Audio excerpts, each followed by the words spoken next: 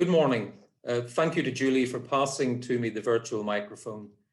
It is lovely to join you this morning, albeit it remains a little odd to be speaking to a screen. The wonder of modern technology continues to baffle me. I cannot see or hear you.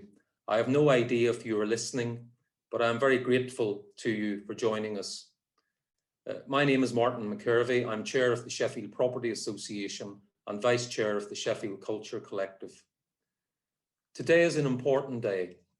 Equally, despite the challenges we still all face, it is an exciting day. It is the day that Sheffield sets out a blueprint to put culture at the centre of efforts to build back better from the pandemic. For over the last 18 months, the Sheffield Property Association has been working with colleagues and partners from across the city in shaping this strategy that we're launching this morning. Throughout that time, one question has been raised on numerous times. Why on earth is a property association investing in culture? Why do we think it is so important to put culture at the heart of Sheffield's future strategic development? Over the next few minutes, I will attempt to answer that question and share with you our absolute commitment to help deliver what comes next. First, if I may, some background. The Sheffield Property Association was founded in 2017 as the only formally constituted property association outside of London. We are an independent association of significant landowning and development businesses in the city of Sheffield. Together, our members represent over 25,000 jobs in the city and own and manage over 3.5 billion of assets across Sheffield.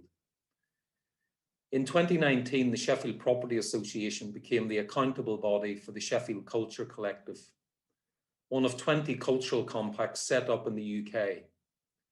Sheffield is unique in that responsibility for our city's compact resides with the private sector. We take our responsibility very seriously. We are not in charge, but we care deeply about working with colleagues from across the city to help put culture front and centre of the city's strategic development. That is why this morning I want to set out the importance of culture to the property industry in Sheffield. I also want to say to the government that if they are serious about levelling up the north, they need to do more to invest in culture and help us to unleash the creative potential of individuals and communities across the north. So why culture and why now? For one simple reason: good quality regeneration is difficult to deliver in the north of England. Too often taxpayers' money has to be spent to make it possible to deliver better quality housing, better quality offices, and amazing places to visit and enjoy with family and friends. In the property world, we call that a viability problem. All too often in Sheffield, regeneration is not viable without taxpayers and public money. That really does need to change if Sheffield is to achieve its full potential. That needs to change if the north of England is to achieve its full potential. And that can only change if we invest in culture more seriously. In the years ahead, the Sheffield Property Association will be front and centre in Sheffield's efforts to level up funding for culture in our city. Why? Because it makes economic sense to invest in culture so that it forms a central pillar to Sheffield and the wider city region's strategy for regeneration. If government wants to stop having to pump hundreds of millions of pounds into improving the viability of commercial and residential development in the north, then it should start to invest more in culture. We will not level up the north of England until we invest in culture far more seriously. Culture leads to vibrancy. Vibrancy retains and attracts talent. Talent draws productive companies, and more productive companies will help to rebalance Sheffield and the north. It sounds terribly complicated, but actually it's very simple. Levelling up begins and ends with investing in culture.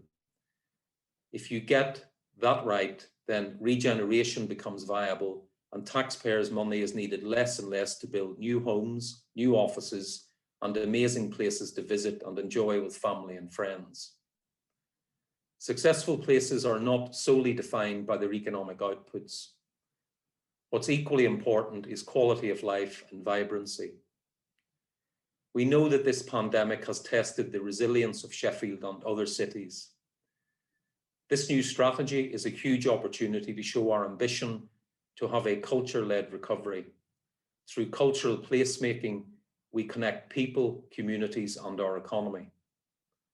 We are proud of Sheffield, a city that cares with a strong commitment to culture. In many ways, today marks only the end of the beginning. There is much work still to be done.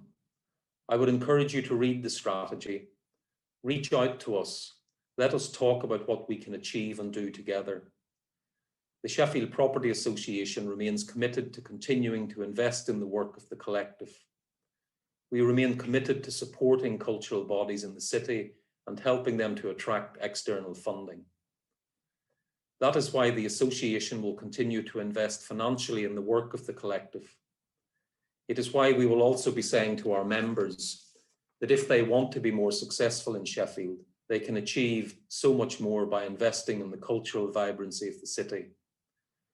Together, we can do so much to support Sheffield's culture, arts, and heritage. The strategy we are launching this morning provides a blueprint for what comes next. Our work does not stop, it is only just beginning. And with that, I will offer you my thanks. Thank you for listening. And now, through the wonder of technology, I will pass the mic to Councillor Julie Grocott, Deputy Leader of Sheffield City Council. Thank you.